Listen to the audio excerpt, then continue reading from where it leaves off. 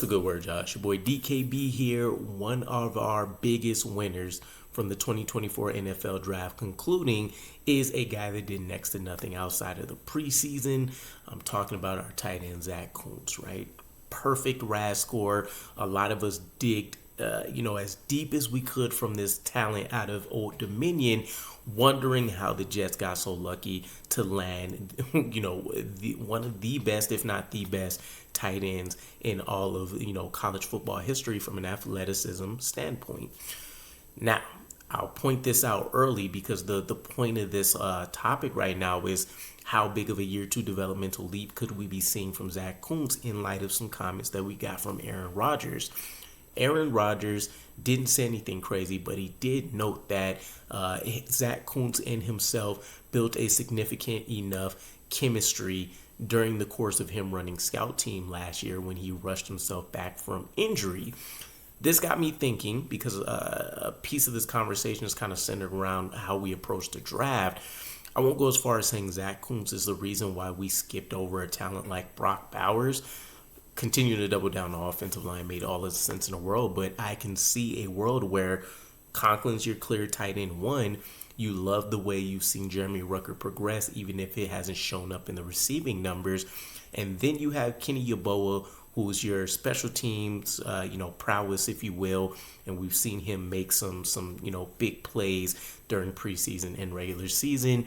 Then you have Zack Kuntz, this project that you stood, on the side, but it's been hard to find a comparison to him in another sport because I just don't pay attention to a ton of other sports. But the closest thing in my head from just an elite outlier standpoint was basketball with Victor Wembanyama, right? You talk about ridiculous wingspan, a guy that, could probably just dunk on the goalpost standing up. And then he's going to outrun plenty of people. He's going to be able to box out guys. He should bulldoze people in the blocking game, right?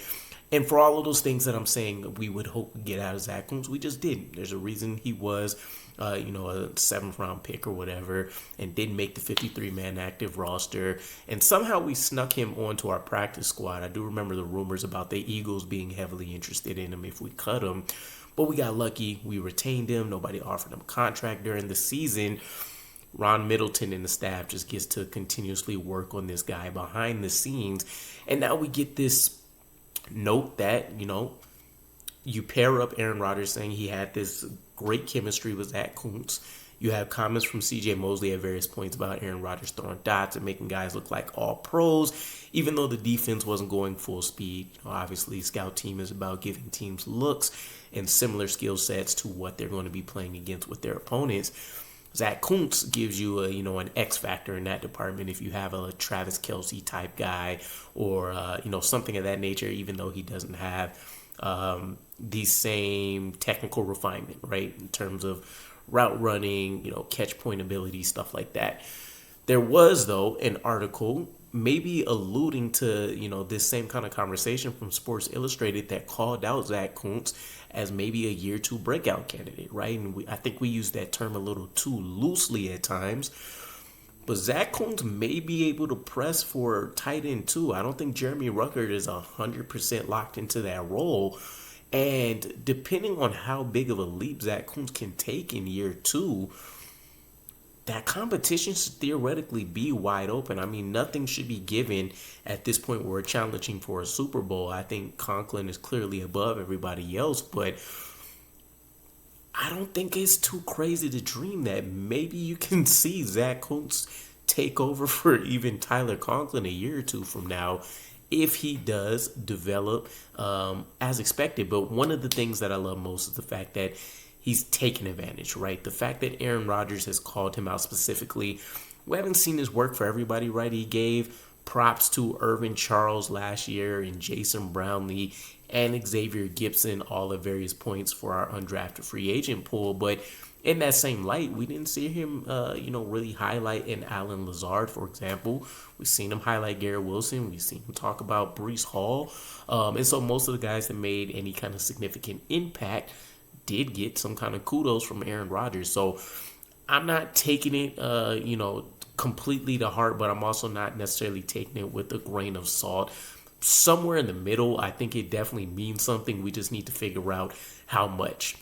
If Zack Kuntz is going back to potentially looking at going to the practice squad, I'm a little upset, honestly. I mean, we did have another high RAS guy in Jonathan Marshall, for example, the DT that I really, really liked, 2-3 years back.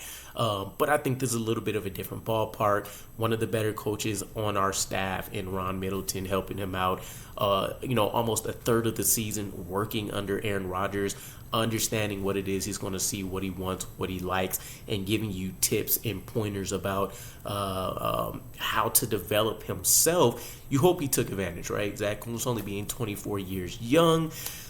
There's still a lot of upside with a guy like this. So I'm hoping this all works out the way that my brain is kind of colluding right now to turn this into the best case scenario.